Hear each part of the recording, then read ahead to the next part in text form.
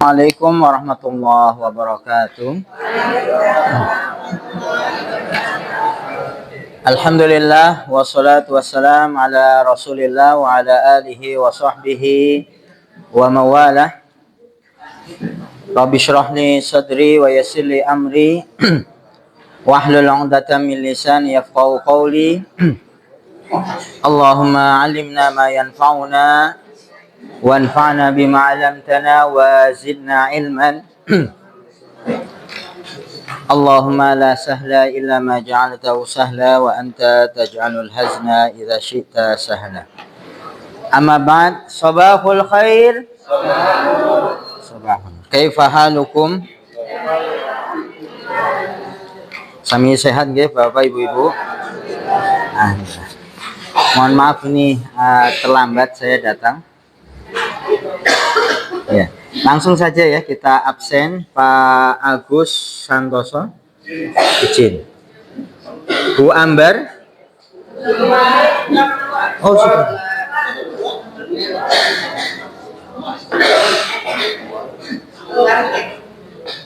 Bu Andi Endang.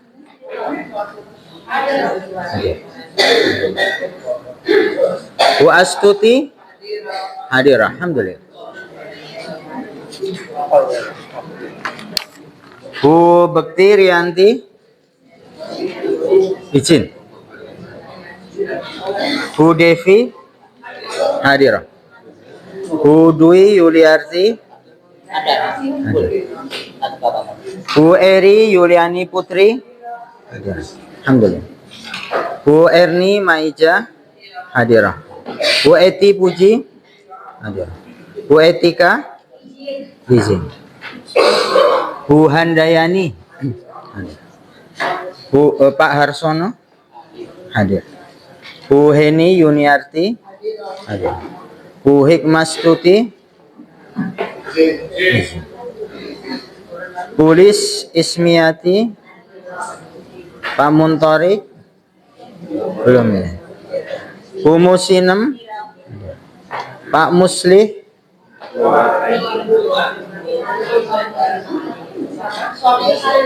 Oh, nggih. Oh. Dari WA dari kami. Nggih, Bu Ambar dan Pak Muslih nggih. Pak Pujiarto hadir. Bu Purbaningsih. Bu Rasmini. Bu Retni Astuti hadir. Bu Rohani. Bu Rosida. Bu Salbiah. Bu Siti Khotijah. Bu Siti Nuryati. Bu Siti Rahayu. Bu Siti Sarifah. Bu Siti Sugianti. Bu Siti Suriah. Pak Sugi Hartoyo. Pak Suharjo.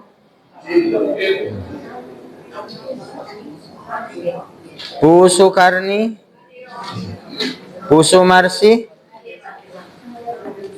Pak Suparman. Pak Supriyo masih sakit. Gerah nopo niki Pak Supriyo? Itu pertama terdeteksi jantung, terus berikut ternyata infeksi paru-paru. Di paru-paru ada airnya. Ada ini ya. Selama dia itu sampai belasan hari lah ini, alhamdulillah kemarin saya dengar sudah masuk ke sel, tapi sudah lebih stabil. Syafahullah syifaan ajilan ya. Yang sakit kita doakan semoga disegerakan kesembuhannya. Bu Surati. Pak Wargono. Bu Wasmiati. Bu Wigati Ningsih hadir? Alhamdulillah. Bu Subekti hadir.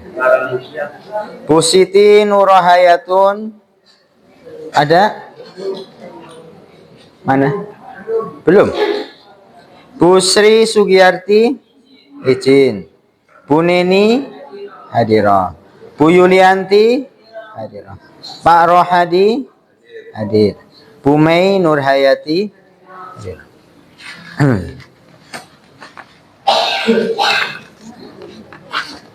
Ini ya tulisannya. Bu Mei,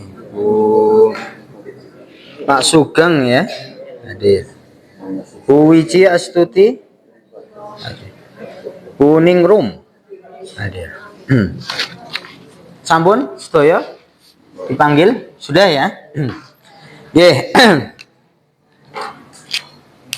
Alhamdulillah biidznillah taala, atas izin Allah Subhanahu wa taala kita akan kembali melanjutkan ya kajian kita, bahasan kita masih berkaitan dengan at-tauhid ya. Terakhir kita sudah mulai membahas bab yang ketiga. Betul ya, bab ketiga? Ya, bab ketiga.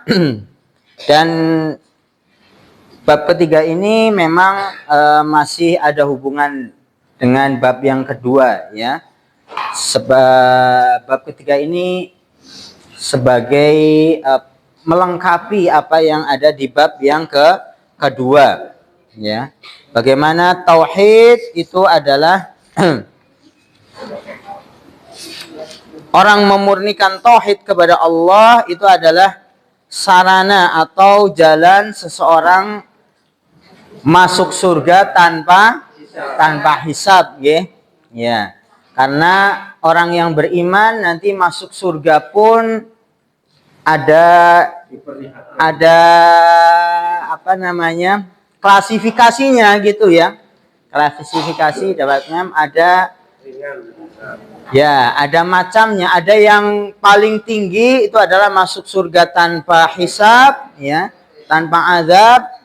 Kemudian yang kedua adalah ada yang dihisab dulu, tetapi hisab sendiri ada dua macam gitu nggih. Ada hisaban yasir, hisab yang ringan, maknanya adalah diperlihatkan catatan amal ya. Termasuk juga adalah catatan amal keburukannya diperlihatkan oleh Allah, tetapi kemudian orang itu diampuni oleh Allah ya, tidak dibalasi atas perbuatan dosanya ya. Itu yang disebut dengan hisaban yasiron. Adapun hisab yang berat itu adalah orang itu dibalasi atas perbuatan dosanya ya. Dan yang kita bahas adalah di bab ketiga ini bagaimana kemurnian tauhid. Orang memurnikan tauhid itu bisa menjadikan atau bahkan di sini garansi gitu ya, pasti masuk surga tanpa hisab. Tapi di sini perlu yang difahami di sini adalah sebagaimana judulnya, barang siapa mengamalkan tauhid dengan semurni-murninya. Ya, jadi ada apa namanya? Syaratnya yaitu semurni-murninya. Kalau di dalam kitab yang berbahasa Arab di sini adalah disebutnya adalah tahqiqut tauhid ya. Memurnikan tauhid. Nah, ini penting. Bapak, Ibu-ibu semuanya. Pertanyaannya adalah bagaimana sih orang itu kemudian bisa memurnikan tauhid ya? Pertanyaannya adalah bagaimana orang itu bisa memurnikan tauhid supaya orang kemudian masuk surga tanpa hisab kan itu. Dan itu sudah dijelaskan ya di dalam Al-Qur'an ya. Paling tidak ada 3 Bapak Ibu-ibu ya. Ini kan judul kita adalah memurnikan tauhid ya. Itu ada 3 caranya, atau kita tambah di sini cara ya. Cara memurnikan tauhid itu ada 3. Yang pertama adalah apa kira-kira yang pertama? Iya, tidak syirik. Terus ada lagi yang lain? Ya, yang pertama ini bagaimana orang itu bisa kemudian tauhidnya benar, murni, tidak dicampuri dengan tauhid. Tentunya yang mendasar sekali adalah orang itu berilmu. Apa? Berilmu. Berilmu. Ini dikatakan oleh Syekh Muhammad bin Shalih Al-Utsaimin ketika menjelaskan tentang bab di dalam kitab tauhid ini, ya, bagaimana makna memurnikan tauhid itu dengan 3 cara, ya, atau dengan 3 perkara. Yang pertama adalah al-ilm. Dikatakan oleh beliau, fala yumkin an tatahaqqa syai' qabla an ta'lamahu. Orang itu tidak mungkin bisa menjalankan suatu perkara, ya, termasuk juga adalah bagaimana orang itu bisa memurnikan tauhid, keyakinan kepada Allah, kecuali memang awalnya dasarnya adalah ilmu. Ya. Bahkan bertauhid, memurnikan ibadah hanya kepada Allah sehingga orang itu terhindar dari kesyirikan, ya tidak mungkin itu tanpa didasari dengan ilmu. Bahkan itu adalah sesuatu yang pokok di dalam syariat kita, ya. Perintah atau masuk dari ibadah, ya. Tauhid itu kan memurnikan ibadah hanya kepada Allah. Jadi sesuatu yang pokok itu juga mesti dasarnya adalah ilmu, ya. Makanya di dalam surat Al-Asr, ya, yang sering kita baca gitu, ya. Wal asr, demi masa, ya. Sami hafal sedaya nggih surat Al-Asr? Insyaallah, ya. Ini favorit, ya, pendek gitu, ya. Wal asr innal insana lafi khusr. Demi masa, Allah bersumpah dengan waktu, ya. Waktu itu ciptaan Allah, ya. Demi masa, Allah bersumpah dengan waktu, dengan zaman, ya. Innal insana lafi khusr. Manusia itu pasti dalam keadaan apa? Merugi. Ya. Manusia semuanya orang itu akan merugi. Ya. Kemudian Allah menyebutkan pengecualian, ya. Ciri-ciri orang yang akan terhindar terlepas dari kerugian. Maka disebutkan yang pertama kali adalah illalladzina amanu, kecuali orang yang beriman. Maka termasuk kata-kata atau tafsir dari kata Allah Subhanahu wa taala illalladzina amanu, kecuali orang yang beriman. Itu para ulama, ya, menafsirkan keimanan itu tidak akan mungkin ada, keyakinan yang ada di dalam hati itu tidak mungkin ada kecuali dasarnya adalah mengilmui dulu. Ya, jadi keyakinan yang kuat, ya, bahwasanya Allah itu satu-satunya yang berhak untuk diibadahi. Adapun selain Allah itu tidak berhak untuk diibadahi. Itu, ya, adanya keyakinan itu dasarnya adalah ini sesuatu yang pokok, Bapak Ibu Ibu. Begitu pula amal ibadah yang lain. Ya, orang bisa beramal, beribadah dengan baik. Amal ibadah itu kemudian mendatangkan manfaat, mendatangkan pahala, itu juga dasarnya adalah ilmu. Ya. Karena kalau orang itu beribadah tapi tanpa ilmu, apa yang terjadi? Tersesat. Bukan pahala, bisa jadi malahan apa? Dosa. Contoh umpamanya, ya. Bagaimana orang di dalam beribadah, ibadah sholat umpamanya, yang setiap hari kita lakukan. Orang menunaikan ibadah sholat itu dituntut niatnya harus benar, kan gitu. Selain gerakan-gerakannya benar gitu, ya, sesuai dengan apa yang dicontohkan oleh Nabi, ya. Sholat subuh, ya, 2 rakaat, kan gitu, ya. Itu kan sudah ada panduannya, ya. Tidak ngasal gitu, ya.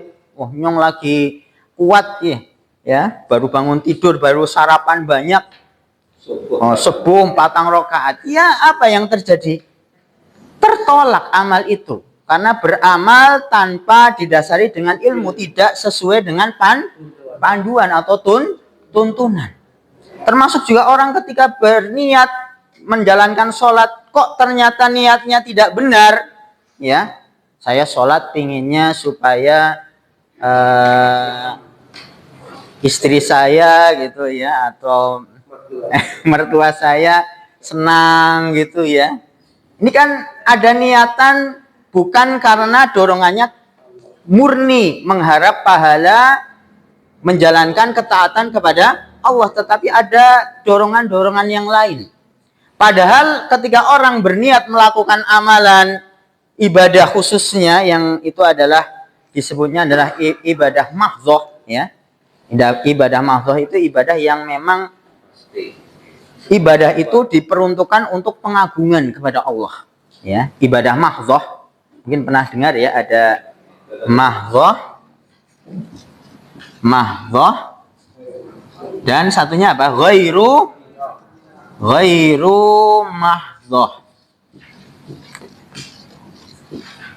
Kalau ibadah mahdhah ini wajib niatnya untuk lillah saja ya. Ketika diperuntukkan kepada selain Allah, maka nanti bisa terjerumus di dalam kesyirikan.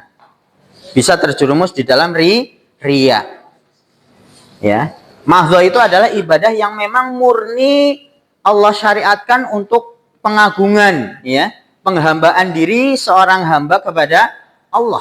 Maka ini wajib murni, ikhlas karena Allah. Ketika ditujukan kepada selain Allah, mengharapkan kepada selain Allah, maka itu akan membatalkan ibadah itu. Akan apa? Membatalkan ibadah itu ya. Maka sholat seperti itu, nggak boleh sholat itu kemudian mengharapkan tadi pujian, ya, status sosial dan seterusnya. Harus murni karena Allah. Ya tahunya dari mana orang itu beribadah sholat harus ikhlas, betul-betul ikhlas? Ya karena ilmu kan gitu. Kalau nggak tahu ya bisa jadi dia beramal tetapi kemudian ditujukan kepada selain Allah. Dia nggak tahu kalau kemudian niatnya itu bukan karena Allah, amalnya akan gugur alias tertolak. Kalau nggak tahu dia bisa jadi akan melakukan hal tersebut. Ya. Jadi bagaimana keimanan yang benar, keikhlasan di dalam beribadah itu juga landasannya adalah ilmu. Jadi ilmu itu penting atau tidak? Penting. Sangat penting. Ya. Ini sudah menjadi dasar. Termasuk juga nanti ini kita sebentar lagi akan apa? Ramadan, nggih. Ini Sya'ban, pertengahan. Berarti sudah setengah lagi nanti masuk bulan Ramadan. Ya. Bagaimana orang itu supaya nanti puasanya maksimal alias orang mendapatkan pahala yang sempurna, bahkan nanti mendapatkan keutamaan-keutamaan yang lain, maka dasarnya juga adalah ilmu. Ya. Jangan sampai kemudian orang beribadah hanya sekedar ikut-ikutan gitu nggih. Maka ternyata dia melakukan amalan-amalan yang itu bisa mengurangi pahala puasa umpamanya. Kan puasa kan intinya menahan mulut ini dari makan dan minum gitu ya. Berarti nanti kalau berkata kotor atau mencela orang lain itu kan tidak apa-apa. Udut ya orang apa-apa kan gitu. Yang penting kan orang. Nah ini kan orang kemudian melakukan pelanggaran-pelanggaran alias bisa jadi amalan-amalan itu membatalkan puasa atau mengurangi pahala puasa karena apa? Nggak punya ilmu. Ya. Jadi orang itu akan bisa mendapatkan manfaat yang besar dari amalan atau kemudian tadi mengetahui sunnah-sunnah di dalam Ramadan, ya, qiyamul lail, sholat tarawih, umpamanya orang yang sholat tarawih bersama imam dari awal sampai akhir bareng imam gitu ya.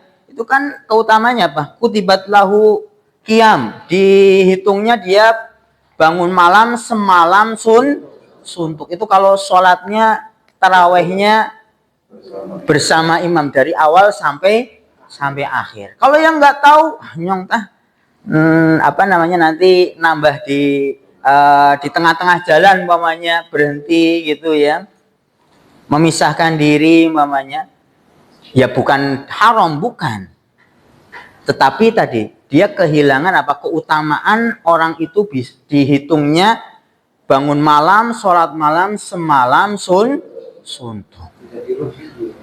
Ya ada yang ya rugi, dalam artian apa, dia kehilangan fadilah, keutamaan itu, walaupun itu sunnah ya, bukan sesuatu yang wajib. Salat tarawih sendiri sunnah, bukan sesuatu yang wajib. Ya, jangan sampai mencari yang sunnah, yang wajibnya malahan ketinggalan. Itu kan yang penting nyong sholat tarawih, sholat isya nggak sholat nggak apa-apa. Ini kebalik ya, harusnya tetap yang wajib itu menjadi prioritas di bulan Ramadan.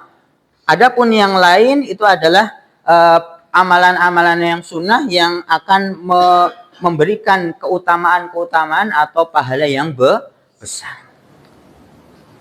Orang kemudian melakukan hal-hal tersebut dengan benar, mendapatkan keutamaan itu, ya dasarnya apa? Ilmu. Kalau kita berangkat, ya, itu kan sudah sholat tarawih di masjid. Sudah sholat tarawih. Ya belum sholat isya, lalu tarawih dulu. Isyanya dibalik nanti. Itu bagaimana ini? Hukumnya bagaimana? Mulai dirimu itu ya.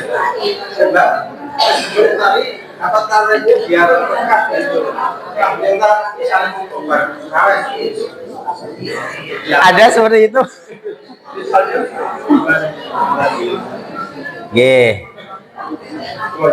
Sholat tarawih disit gitu ya, ben bareng imam, isanya mengkobailah gitu ya di rumah sendirian. Maka ini tadi yang kita katakan itu dia lebih mendahulukan yang sunnah, dan itu adalah amalan yang menyelisihi, dalam artian menyelisihi prakteknya, karena sholat tarawih itu kan sebetulnya sholat yang ditunaikan setelah sholat isya ya. Jadi dari urutannya saja sudah menyelisihi. Maka yang benar yang dilakukan adalah dia sholat isya dulu, walaupun terlambat nanti ketika menunaikan sholat tarawih, itu yang benar ya. Jadi tetap diutamakan sesuatu yang wajib. Boleh nanti kemudian, saya nanti biar bisa tetap jamaah, bagaimana ya, minta tolong gitu ya kepada yang lain, atau mungkin ketika datangnya ada rombongan, ya sholat jamaah dulu, sholat isya terlebih dahulu ya, supaya tadi tidak dihitungnya adalah menyelisihi ya tadi sholat tarawih itu memang sholat malam ya, termasuk sholat malam yang dilakukan setelah sholat isya ya. Jadi seperti itu Bapak ya.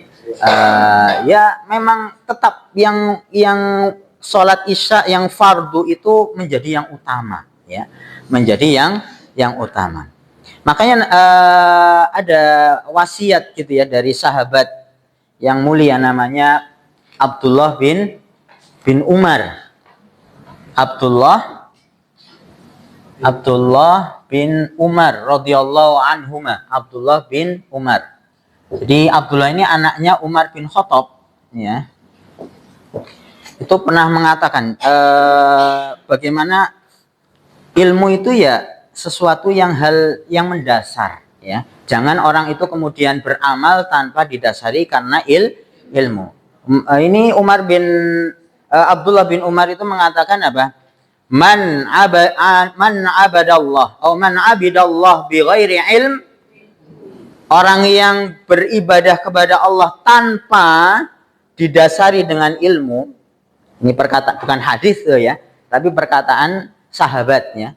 Orang yang beribadah kepada Allah tanpa ilmu, kana ma yufsiduhu aksar ma yuslih, maka apa yang dia dapati dari keburukan, ya, ma yufsiduhu, sesuatu yang merusak, ya, yang buruk itu lebih banyak daripada apa? Kebaikannya. Karena apa? Orang itu beramal tanpa ilmu. Alias tadi orang beramal tapi tanpa ilmu itu adalah kesesatan. Yang terjadi adalah kesesatan. Ya. Itulah yang kemudian digambarkan di dalam Al-Quran. Mereka orang-orang Nasoro. Orang-orang Nasoro itu beribadah kepada Allah tapi bukan didasari dengan ilmu. Makanya mereka tersesat. Ya. Di dalam surat Al-Fatihah itu nanti di akhirnya kan ghairil maghdub, ya. Bukan jalannya orang yang engkau murkai, itu maksudnya orang-orang Yahudi, waladdallin, bukan, dan juga bukan jalannya orang-orang yang tersesat. Ahlu tafsir mengatakan siapa orang-orang yang tersesat ini? Orang-orang Nasor. Kenapa bisa tersesat? Karena ketika beribadah tanpa didasari dengan ilmu. Ya. Jadi ini sangat mendasar, Ibu. Termasuk juga adalah perkara tauhid ini, ya. Bagaimana orang bisa kemudian memurnikan tauhid kepada Allah, ya. Tidak dikotori dengan kesyirikan, ya dia harus tahu dulu apa itu tauhid, ya. Makna hakikat dari tauhid, kedudukan tauhid, termasuk juga adalah perkara-perkara yang bisa membatalkan atau mengotori tauhid. Itu dasarnya adalah ilmu. Jelas niki Bapak Ibu, Ibu-ibu. Syarat yang pertama atau cara orang itu memurnikan tauhid adalah dengan berilmu. Dan semuanya amal ibadah pun landasannya adalah ilmu. Ya. Tadi surat Al-Asr yang paling gampang surat Al-Asr ini, karena surat Al-Asr ini walaupun surat pendek Bapak Ibu, tetapi ini kaidah yang besar, yang mencakup syariat-syariat atau kaidah yang mengakomodir gitu, ya, apa yang ada di dalam syariat Islam. Ya, yang pertama tadi perintah orang berilmu, alias orang tidak akan beriman, ya, tidak akan punya keyakinan yang kuat kecuali dasarnya adalah ilmu. Ini di dalam Al-Quran juga disebutkan bagaimana orang itu diperintahkan oleh Allah untuk belajar mengetahui hakikat dari tauhid itu sendiri. Ini di dalam surat Muhammad, ya. Surat Muhammad ayat 19. Surat Muhammad, jadi ada nama surat Muhammad, ya. Ini surat Muhammad ayat berapa? 19. Walaupun ini sebetulnya bahasan ini agak mundur dulu gitu, ya.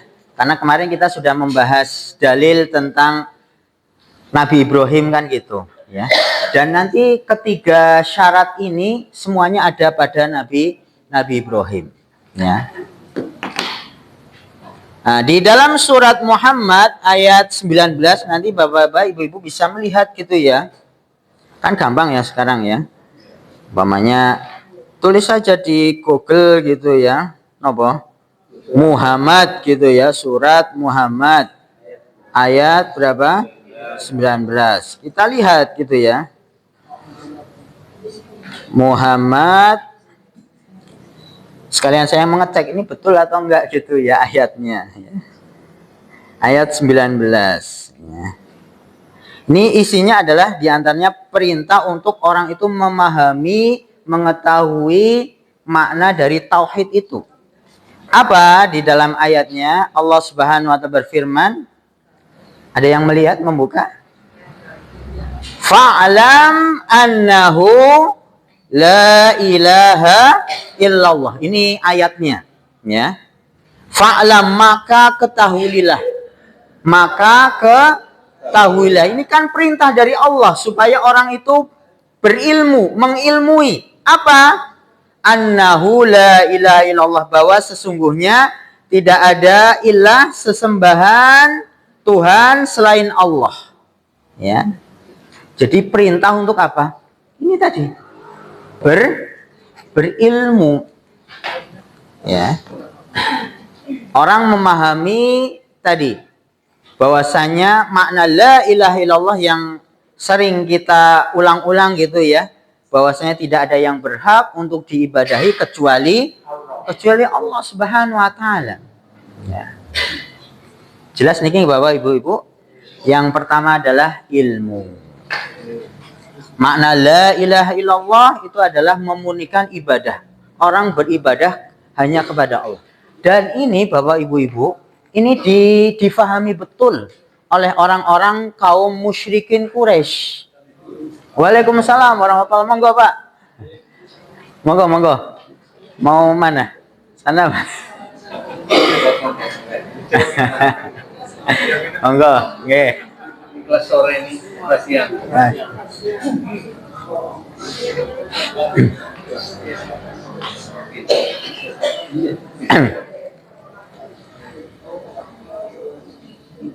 Pemahaman ya bahwasanya yang berhak untuk diibadahi itu hanya Allah Subhanahu wa taala itu difahami oleh orang-orang musyrikin ya. Maka ketika orang-orang musyrikin itu diajak oleh Nabi kita Nabi Muhammad SAW untuk kalau beribadah itu hanya kepada Allah, apa yang mereka lakukan? Mereka menerima atau tidak? Ketika Nabi berdakwah di awal-awal, kan itu yang kondisinya kaum Quraisy mereka adalah orang-orang musyrik. Makanya namanya orang musyrik itu adalah selain mereka beribadah kepada Allah, tetapi juga beribadah kepada selain Allah. Jadi orang-orang musyrik itu yakin Allah itu yang menciptakan, yang mengatur, ya. Bahkan mereka melakukan tawaf, ya, sa'i, itu bentuk ibadah kepada Allah. Tetapi selain ibadahnya kepada Allah, mereka juga beribadah kepada selain Allah, yaitu kepada patung. Makanya disebutnya adalah kaum musyrik. Ya. Maka ketika diajak oleh Nabi SAW, wahai kaum Quraisy, kalau beribadah, ya, itu hanya ditujukan kepada Allah, apa yang mereka lakukan? Mereka menolak. Menolak. Maka syarat orang itu memurnikan tauhid yang kedua adalah al-i'tiqad, ya. Al-i'tiqad itu artinya adalah meyakini, ya.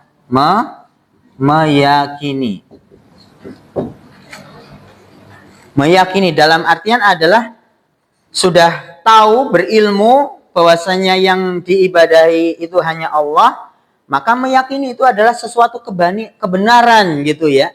Kebenaran yang mutlak. Bukan malahan ditolak. Ya. Ini dikatakan di dalam kitabnya di sini fa idza alimat au alimta wa lam ta'taqid wastakbarta. Ketika orang itu sudah tahu, ilmunya sudah tahu bahwasanya beribadah itu hanya milik Allah, haknya Allah Subhanahu wa taala, tetapi tidak kemudian diyakini, alias orang itu menolak gitu ya, wastakbar. Istakbaro itu artinya sombong alias menolak. Makanya makna kesombongan apa sombong? Sombong itu apakah kemudian ketika orang itu pakai pakaian yang bagus, jam yang mahal, ya, mobil yang mewah, apakah itu disebut kesombongan? Bukan. Tetapi kesombongan dijelaskan oleh Nabi, ya. Dan itu nanti di dalam hadis ada penjelasannya, ya. Ketika para sahabat bertanya, apakah termasuk kesombongan orang pakai sandal yang bagus gitu ya, alas kaki yang bagus, pakaian yang bagus, apakah itu kesombongan? Bukan. Tetapi dijelaskan oleh Nabi, kesombongan itu batorul haq. Apa itu batorul haq? Menolak kebaikan, ya. Sombong, orang dikatakan sombong itu menolak kebaikan. Terus yang kedua apa? Wa ghamtun nas, dan merendahkan orang lain, ya. merendahkan orang lain, ya. Inilah kesombongan, ya. Ya termasuk juga apa yang kemudian didakwakan oleh Nabi kepada orang-orang Quraisy, musyrikin Quraisy. Wahai orang Quraisy, beribadah kalian hanya kepada Allah. Tetapi mereka apa? Menolak. Mereka apa? Menolak. Ya. Tadi itu adalah menolak suatu kebenaran, menolak orang untuk memurnikan ibadah kepada Allah. Itu adalah bentuk dari kesombongan. Jelas ibu-ibu, bapak-bapak? Jadi tidak hanya berilmu, tapi ilmu itu kemudian diyakini, dibenarkan gitu ya. Bukan seperti orang-orang musyrikin. Ini dijelaskan oleh yang menjelaskan tentang makna memurnikan tauhid selain dengan ilmu. Yang kedua adalah i'tiqad, ya. Ini seperti yang ada di dalam Al-Quran. Surat kalau yang dalilnya ilmu, ini Quran Muhammad ayat 19. Kalau meyakini ini nanti di dalam surat Shad, ya.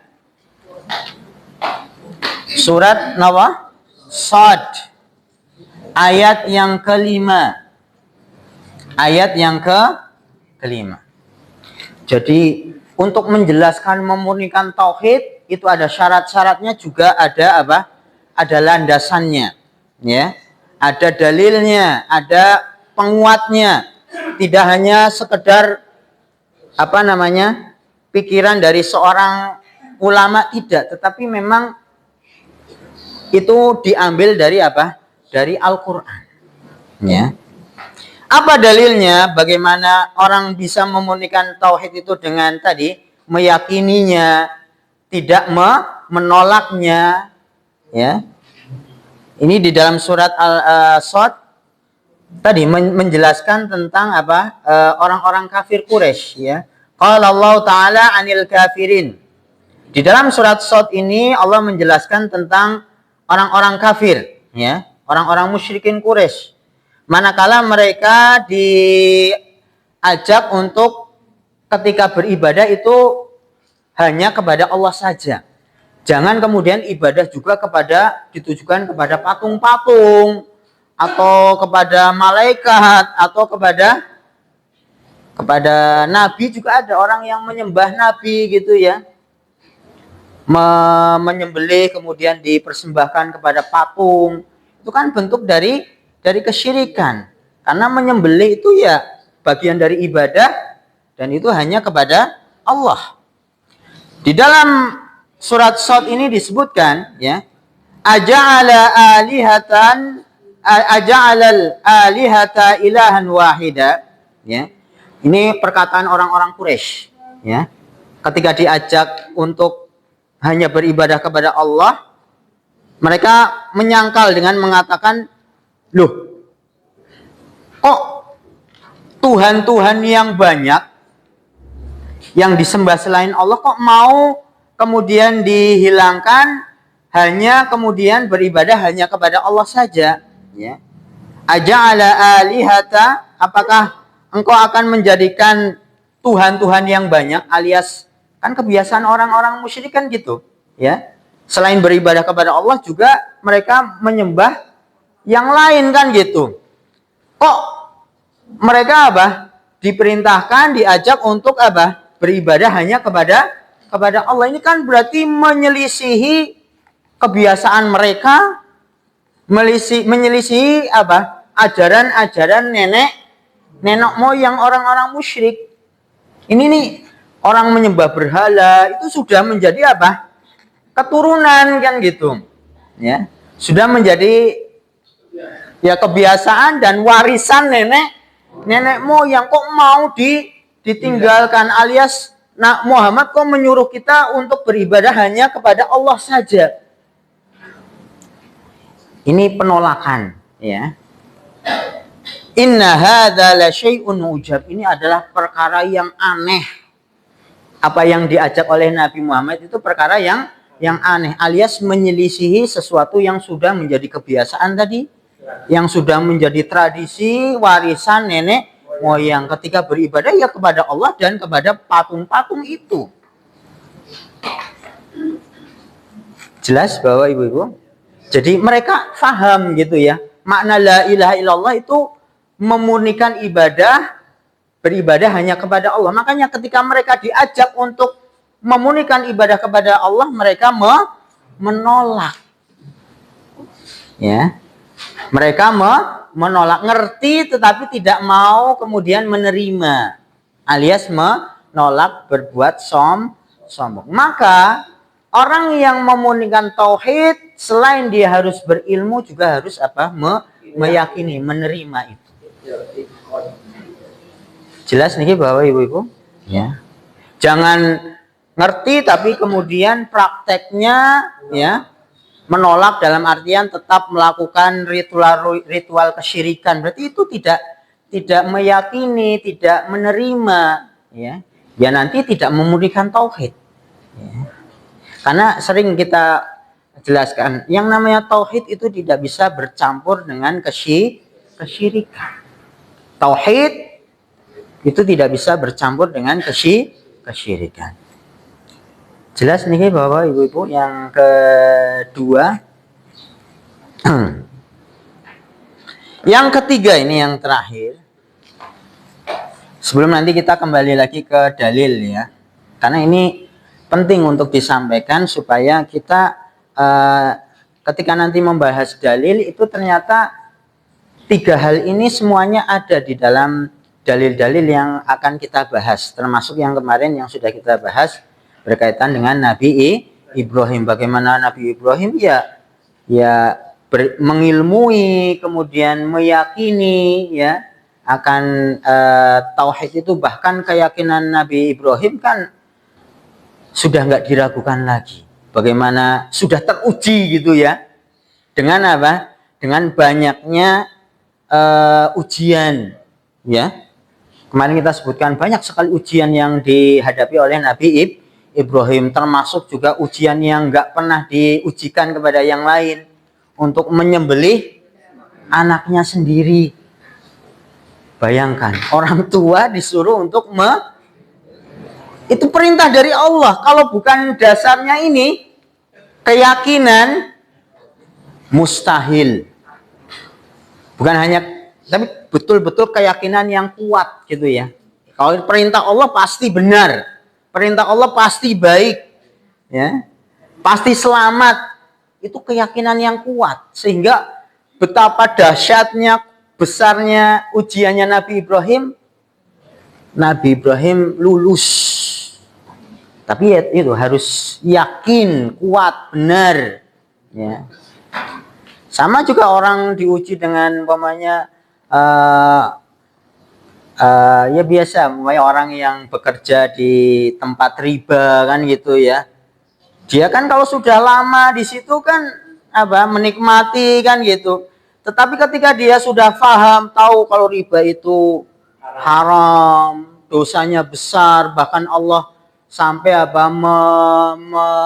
mengiklankan perang gitu ya, memerangi orang-orang yang memakan harta riba. Ya, walaupun dia sulit gitu ya meninggalkan itu, tetapi karena ya dia yakin, maka insya Allah dia bisa meninggalkan hal itu. Tapi dasarnya itu tadi, ilmu dan yakin. Ya. Nah yang ketiga ini adalah al-inqiyad. Al-inqiyad itu artinya tunduk. Yang ketiga apa? Tunduk. Al-inqiyad atau disebutnya adalah tunduk. Ya. Ini disebutkan oleh penulis fa idza alimta, kalau engkau sudah tahu, wa taqadda, engkau meyakini, walam tungkit, tetapi tidak tunduk, maka belum orang itu memurnikan tauhid. Ya. Dalilnya mana? Ini disebutkan di dalam surat, semuanya ini ada dalilnya semua ya. Sumbernya dari Al-Qur'an ya. dari surat As-Saffat ya. Surat As-Saffat ya. As-Saffat. Ayat berapa? Ini disebutkan ayat yang ke-35 dan 36 ya. Ayat berapa? 35 dan 36. Ini dalil yang menunjukkan bagaimana al-inqiyad, tunduk orang itu taat dengan apa yang menjadi perintah Allah, khususnya adalah berkaitan dengan tauhid. Ini adalah yang menjadikan orang bisa memurnikan tauhid ya. Ini kalau tadi surat Muhammad, kita coba lihat surat Saffat ya. Surat As-Saffat ayat 35 ya. 35 36.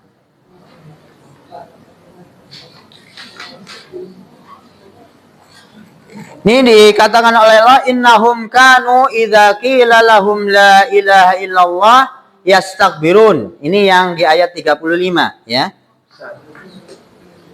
Sesungguhnya mereka, ini orang-orang musyrik ya. Idza qila lahum, apabila dikatakan kepada mereka ya, diseru, diajak supaya orang-orang musyrikin itu apa? Mengucapkan kalimat tauhid la ilaha illallah ya. Mereka apa? Yastakbirun, menyombongkan diri. Tadi makna menyombongkan diri adalah menolaknya. Menolaknya. Ini siapa? Orang-orang musyrik tadi, ya, nggak mau meyakini, ya, alias menolak. Kemudian lanjutannya, wa yaquluna, ya. Kemudian mereka berkata, a inna latariku alihatina. Apakah sesungguhnya kami harus meninggalkan ya sembahan-sesembahan kami li syairin majnun, dikarenakan seorang penyair gila. Yang dimaksud oleh mereka penyair gila siapa? Nabi Muhammad. Ya. Mereka mengatai Nabi itu siapa? Penyair gila. La haula wala quwata. Wong mengajak kepada kebaikan, memurnikan tauhid supaya mereka selamat, supaya mereka masuk surga, kok malah dikatai apa? Penyair gila. Itu nanti diantara tantangan orang yang berdakwah itu ya biasanya juga ujiannya itu mendapatkan celaan, hinaan, ya. Wong Rasul ini orang yang Nabi kita Nabi Muhammad SAW, orang yang paling mulia, paling bertakwa pun tidak terlepas dari apa? Celaan, label-label gitu ya. Kan dikatain, dilabeli orang gila, nanti ada dikatai dukun, tukang sihir, ya. Karena mendakwahkan tauhid. Jadi kita bisa membayangkan bagaimana Nabi berhadapan dengan kaumnya sendiri, ya. Ketika mereka itu kemudian banyak berbuat syirik, ya. Ketika beribadah ditujukan juga kepada selain Allah, ketika diajak untuk memurnikan ibadah hanya kepada Allah, yang awalnya sebelum diangkat sebagai nabi kita itu dipuja-puja gitu ya, alias disanjung-sanjung, bahkan oleh orang-orang Quraisy itu kan dapat apa? Julukan apa? Julukan Nabi ketika sebelum diangkat sebagai Nabi dan Rasul. Al-Amin. Orang-orang Quraisy, ya. Orang yang Al-Amin itu artinya yang dipercaya. Maka banyak orang yang menitipkan barang, harta benda kepada Nabi, karena kalau dititipnya ke Muhammad itu pasti utuh, pasti tidak berkurang, tidak dikurangi dan seterusnya. Ya. Tapi ketika kemudian Nabi itu mulai berdakwah, khususnya ada apalagi nanti dakwanya sudah secara terang-terangan, wah itu berubah, ya. Orang-orang Quraisy yang awalnya memuji Nabi jadi apa? memusuhi, bahkan mengatai tadi penyair gila, kemudian tukang sihir dan seterusnya. Ya. Jadi orang-orang musyrik tidak mau apa? Tidak mau tunduk, tidak mau taat, tidak mau mengikuti Nabi, ya. Ya. Tadi kesombongan, tidak mau menerima kebenaran, ya. Nah, bahkan merendahkan orang lain, kan betul tadi ya. Menghina Nabi, ya. Dikatai penyair, berarti keyakinan mereka itu apa yang dibawa oleh Nabi itu bukan dari Allah, tetapi dari ucapan Nabi. Padahal Nabi kita itu kan dikenal Nabi yang apa? Ummi. Apa itu Nabi yang ummi? Gak bisa membaca dan gak bisa menulis. Kok dikatai bisa membuat? Iya, ini kan jauh dari apa yang ada di kenyataan. Ya. Jadi dijelaskan ini memang tidak ada di dalam buku ini ya, tetapi ada di dalam penjelasan dari kitab ini bagaimana 3 hal inilah yang dengannya orang itu bisa memurnikan tauhid. Jelas yang pertama adalah dengan berilmu, kemudian yang kedua adalah meyakini, ya, dan yang ketiga adalah tunduk. Ya. Ya, meyakini ini ya juga nanti maksudnya adalah mengamalkan itu, mengamalkan keimanan tadi. Ya. Makanya kemarin ketika kita membahas kisahnya Nabi Ibrahim di dalam surat An-Nahl, ini kan yang dalil yang pertama kan surat An-Nahl ya, ayat 120. Itu juga disebutkan ciri-cirinya ini ada semuanya pada Nabi Ibrahim, ya. Dikatakan inna Ibrahim kana ummatan qanitan lillah, ya. Ibrahim, sungguh Nabi Ibrahim itu adalah ummah. Ummah kemarin artinya apa? Pemimpin gitu nggih. Imam, ya. Imam itu kan pemimpin. Imam itu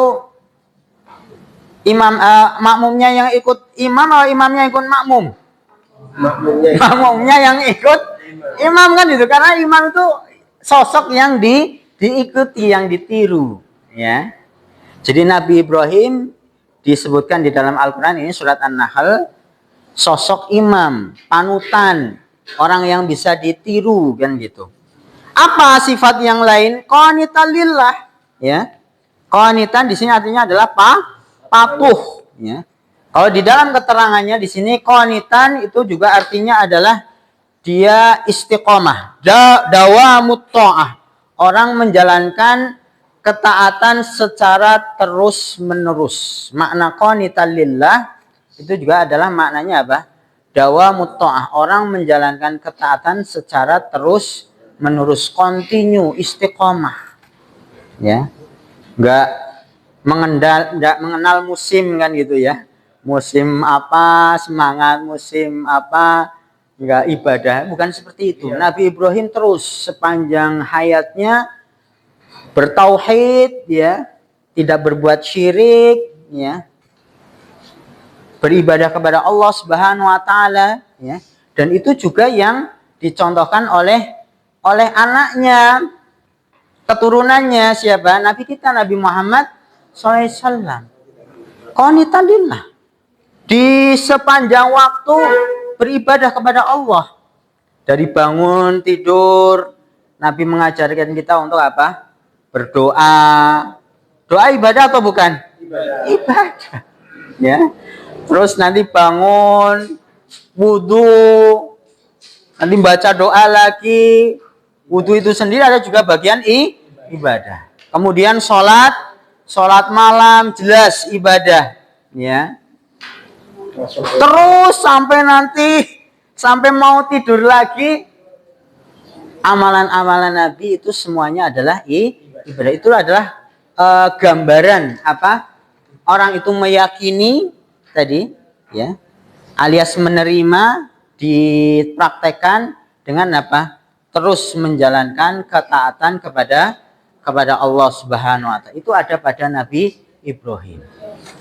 Dan kemarin kita sebutkan Allah menyebutkan keutamaan-keutamaan Nabi Ibrahim. Selain Allah itu dalam tujuan untuk menyanjung ya Nabi Ibrahim, tetapi kemarin kita sebutkan ada hikmahnya gitu nggih. Ada dua kan gitu. Apa? Supaya orang itu mencintai Nabi Ibrahim, termasuk juga adalah mengikuti juga tadi apa yang dicontohkan oleh Nabi Ibrahim, khususnya adalah berkaitan dengan tauhid atau keimanan. Mungkin itu Bapak Ibu-ibu yang kita sampaikan pada kesempatan kali ini. Walaupun tadi hal ini istilahnya mundur gitu ya, tetapi ini pokok penting kita sampaikan karena inilah yang kemudian penulis membawakan dalil-dalil yang ada di dalam kitab. Ada yang mau ditanyakan? Jelas ya Bapak Ibu-ibu? Ya, kalau tidak ada kalau mungkin ada yang ingin bertanya, pingin secara langsung lewat WA umpamanya ya nggak apa-apa ya.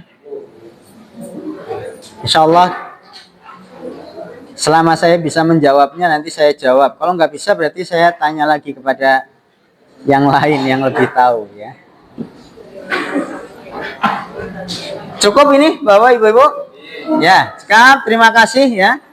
Semoga Allah Subhanahu wa taala membalas amal ibadah kita semuanya dengan pahala yang berlipat, dan kita berharap ini semuanya ya, kita belajar, kita susah payah datang ke madrasah gitu ya. Ini menjadi sarana kita dimudahkan oleh Allah untuk masuk ke dalam surga. Allahumma amin. Terima kasih. Kita akhiri dengan doa kafaratul majlis. Subhanakallahumma bihamdika asyhadu an la ilaha illa anta astaghfiruka wa atubu ilaik. Assalamualaikum warahmatullahi wabarakatuh.